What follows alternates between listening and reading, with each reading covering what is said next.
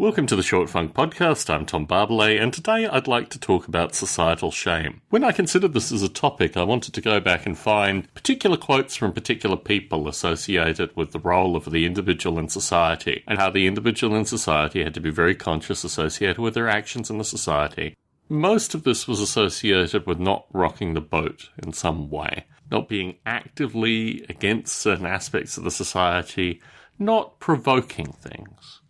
Certainly when I reflect on societal shame, I reflect on my own experiences of societal shame, which ultimately got me out of the society that enacted the certain degree of societal shame. It's an interesting concept that you have a responsibility to those around you to enact things just the same as others have enacted previously.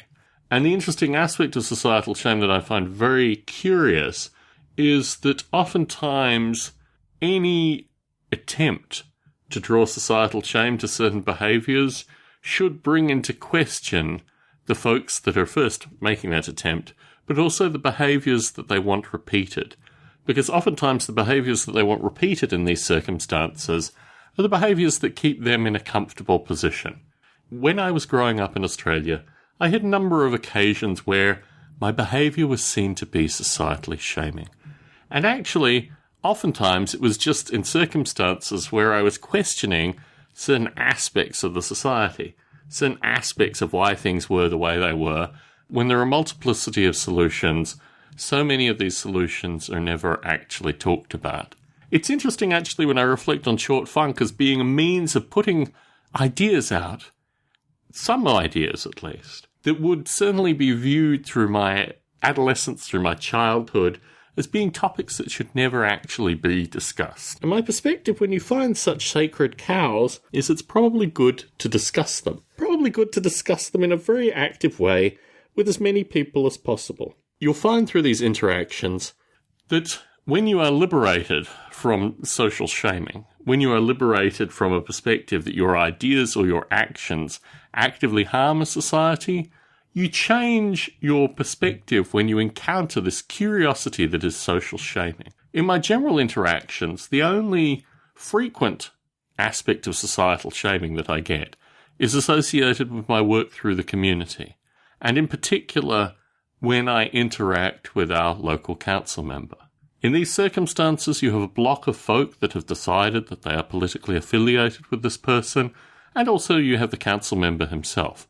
And really all he has to do in reducing these interactions is to try and thrust societal shame on your friendly podcaster.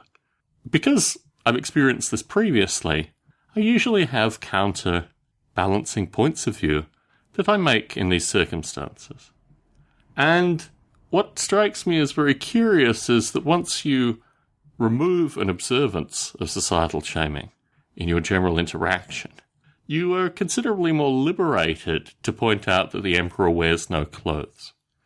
And in this liberation, you can start thinking in directions and dimensions that would never be possible if you lived with keeping quiet, not rocking the boat, not being someone who is frowned upon. And I guess my life in Australia leading up to my departure was always being someone who was frowned upon for having other ideas.